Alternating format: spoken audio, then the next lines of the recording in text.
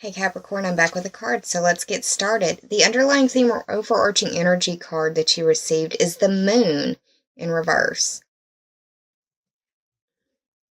This is about boundaries. This is about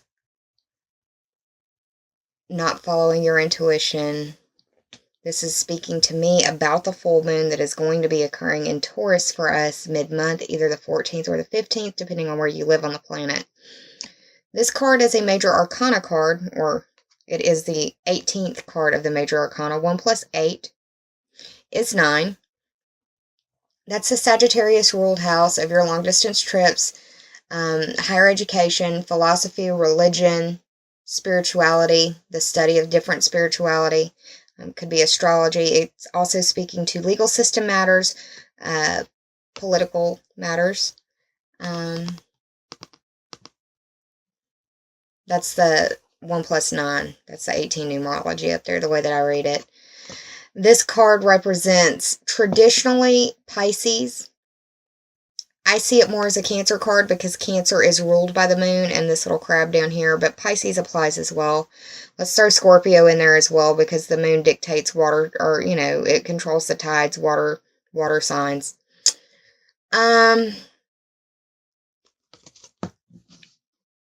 You're not trusting your instincts in some way in the 9th house is possibly one way of looking at it. Let me see what I've got written down for your astrology notes from the earlier video.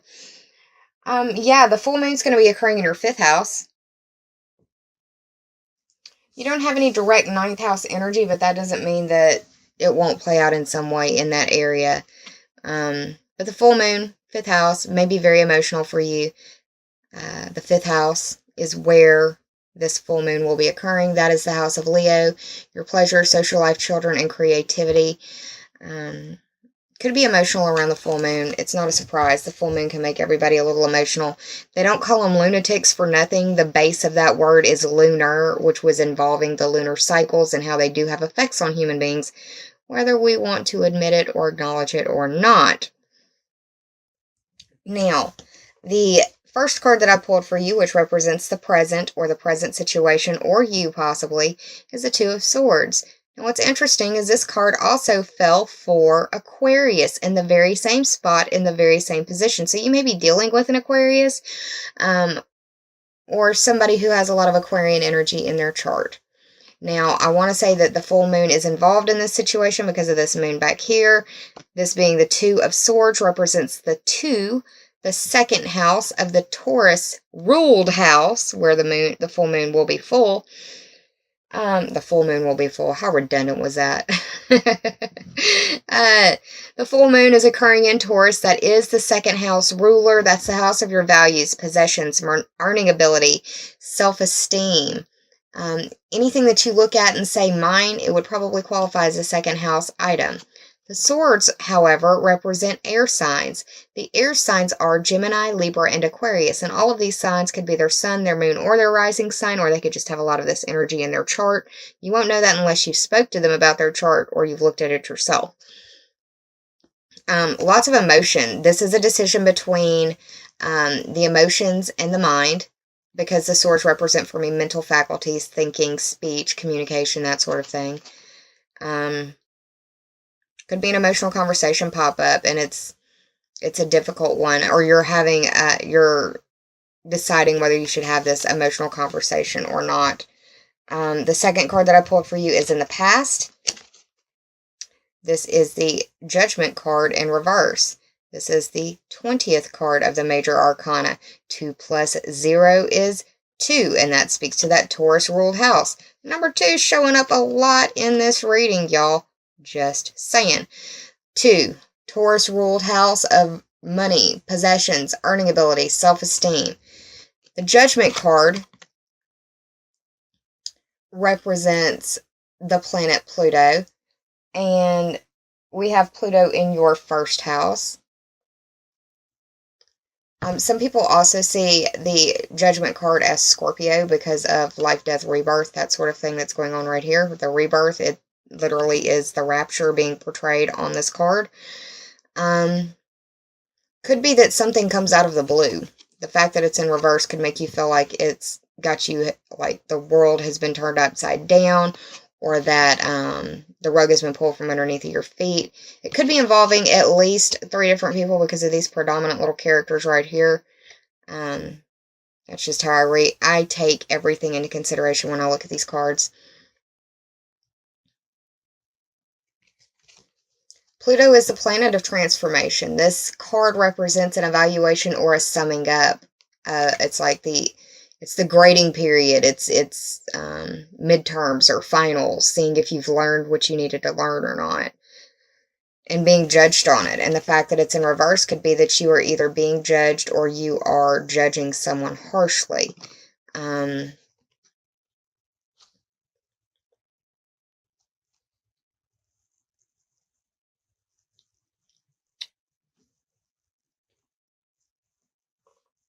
You've got Mars moving into Aquarius on the 9th or the 10th of the month, which is in your 2nd house. So you're going to be feeling aggressive.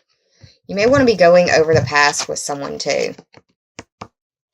You may be wanting to talk about the past, or you have been conflicted about having this discussion about somebody in your past or from your past or about the past. The 3rd card that you received is the Obstacle. The Obstacle is another major arcana, so this is going to be a difficult one for you to come up, to trudge through, Capricorn. And I know that you are part mountain goat, and that you think you can take down the world, or take on the world, not take down the world. But let's just talk about it for a second. This is the 7th card of the major arcana. The 7 represents the Libra-ruled house of partnerships, how you identify who you are through your partnerships and relationships with others. This could be intimate or business, familial, whoever you have a pretty regular relationship with, someone that you see several times throughout the week. This also speaks to the house of counseling and open enemies. That's for the number 7 at the top of the card. Now, the Chariot card in itself represents, a lot of people say that it represents Cancer because these little crescent moons right here. I don't really know why they say it's Cancer. I always think Gemini because of communication. Moving the Chariot's actually a mode of commute. But when I say Gemini, I think of all of the signs that have duality. So that would be Gemini, Libra, and Pisces, because they're the 2s. The Geminis are the twins, the Libras have the scales, and the Pisces are the 2 fishes. The black and white of the thing, the balance between it, if you will. That's how I see it. So this could be involving someone who is a Gemini, a Libra, or a Pisces. That's just my own personal interpretation on it, and that is Zoe moving around in the blankets. The Chariot card can represent tradition. Traditionally, it is known as achievement through self-mastery, or being able to guide your ship the way that you want it to go. The obstacle could be that, somebody is hell-bent on getting a discussion together, and it's going to happen. It's going to happen. Somebody's hell-bent on it, and this card is in the upright, so it's, they're looking at it objectively, or so it seems. The Judgment card being in the reverse could be like nostalgia over the past, or remembering the past differently than someone else. The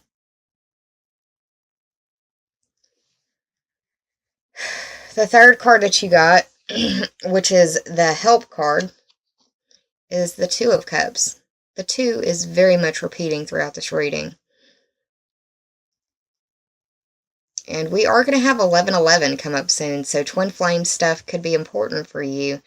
I don't normally use that term in my readings. I think that it's overused, and I'm not an expert on it, but I'm throwing that out there because it could resonate for a few of you advanced souls who know what I'm talking about.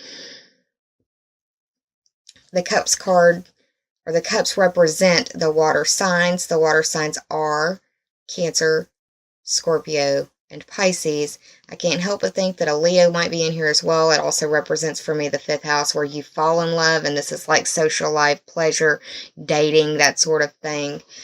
This is the minor arcana Lovers card in my eyes. Okay.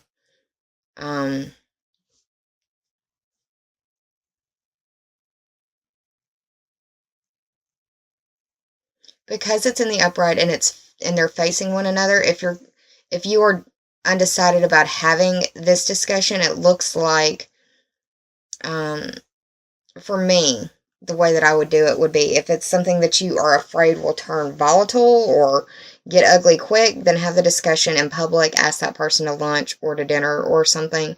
But meeting eye to eye and trying to see each other through one another's eyes would help a whole lot in the situation. The 2, once again, the Taurus ruled house of your money, possessions, earning ability, and self-esteem.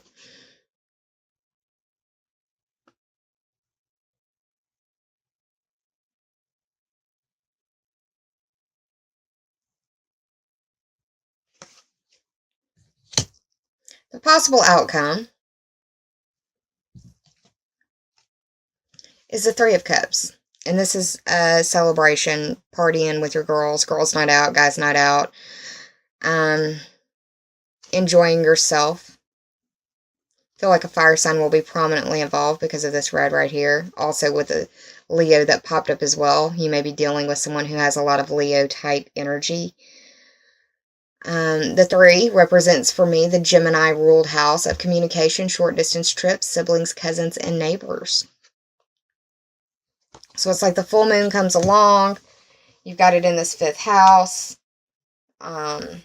Neptune goes to station direct shortly after, and it's an out of the fog type situation. It may be that you're wanting to clear the air, and once things are clear and you've been able to articulate your points and they've been able to articulate their points, you can get back on that friendship level. It could be a friendship that needs to have a discussion. And I say that because I did the total of this spread, and we had the 20 for Judgment, the 7 for the Chariot, 2 for the 2 of Swords, 2 for the 2 of Cups, 3 for the 3 of Cups, and 18 for the Moon card, which all totaled up to 52. 5 plus 2 is 7, and that speaks to the Libra ruled house of your partnerships, identifying with others, open enemies, and counseling. So, you have 6 tarot cards pulled, and of those 6, 3 are major arcana, and of those 3, 2 are in reverse. So, forewarned is forearmed. Let's go ahead and start talking about these oracle cards. And you got 4. Wow. The first is falling. 14. 1 plus 4 is 5. That's the Leo ruled house of your creations, creative ability, your creative endeavors and creative pursuits, and also like your children, your social life, where you seek your pleasure, where you make your babies. You could be dealing with the realization of a friend being more, or wanting a friend to be more. And they may not be receptive. I'm not sure. Everybody has a different chart. But the falling card is, when I see the falling card, I think of the Marilyn Monroe quote that says, you could be the ripest, juiciest, most beautiful peach in all of the orchard, and there's always going to be someone who doesn't like peaches. Well, you've got to fall to be a ripe peach, right? It's safe to trust in the situation that is going on. Trust in your feelings, though. Trust in your response. Go with it. Go with your response. Go with your intuition. But it's an invitation to a closer union with the divine, or a closer union, like a closer divine union, like heaven on earth kind of stuff. The second card is Her Grace. Now, this is a very kind of abstract painting or picture, but this is a female. This kind of looks like her hair, and she's dancing. Let me see if I can get it. There we go. But this is the full moon in the back illuminating her. And this full moon that we're going to have is like the biggest full moon that we've had in 70 years. It's going to be, I don't remember the percentages, but it's at least 10 to 15% brighter, 10 to 15% bigger than what we normally see. And we won't see another one like this for another 20 years or something. So get out there and enjoy. The Her Grace card speaks to me as a card about a woman who is either in your life or is coming to your life. If it's not a woman, it's somebody with some serious feminine energy that is going to bring a divine blessing to your world, or she is bringing a divine blessing to your world, and that you should connect with her more, like on a deeper level, because she is going to empower you in some way. You need to embrace that empowerment.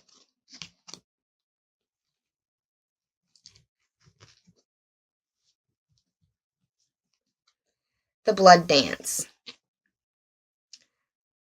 Once again, it looks like it's yellow this time, but just a big full moon, which is highlighting this full moon for me, occurring in your 5th house of creativity.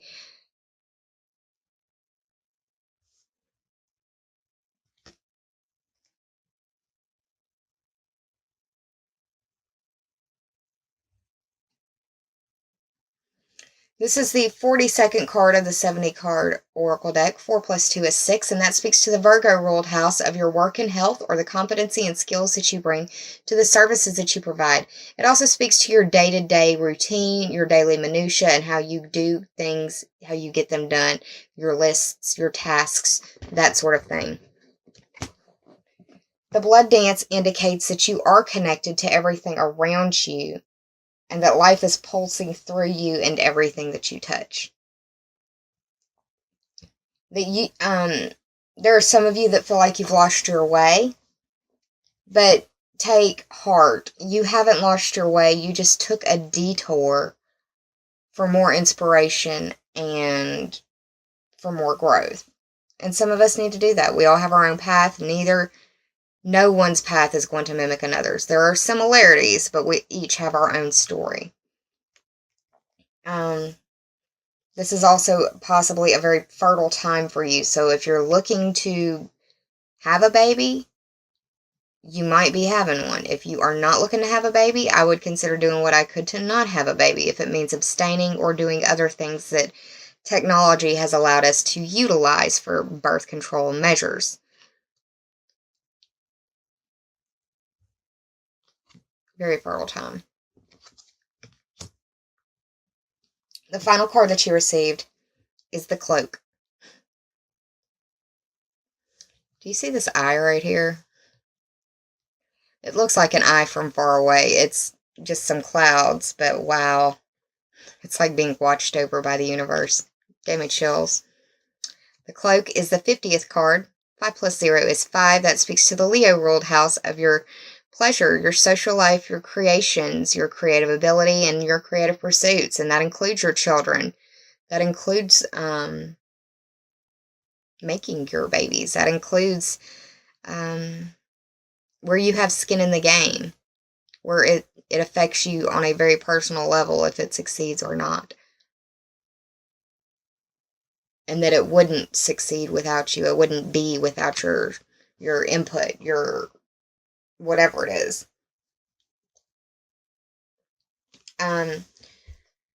This card represents that it's time to release your security blankets.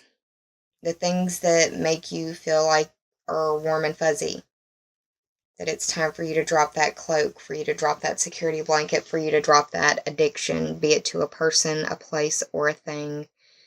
It's time for you to remove the cloak to make yourself lighter, because it's weighing you down too. Now is a time for you to trust in the boundaries that you have set so that they may be strengthened and enforced. And if someone oversteps your boundaries, then make sure to guide them back.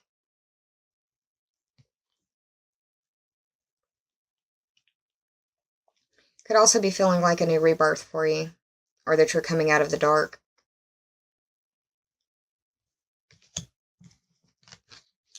Well, Capricorn, I hope that you enjoyed this mid-month reading. If you did, please like, share, and subscribe. And if you already have, I thank you from the bottom of my very grateful heart.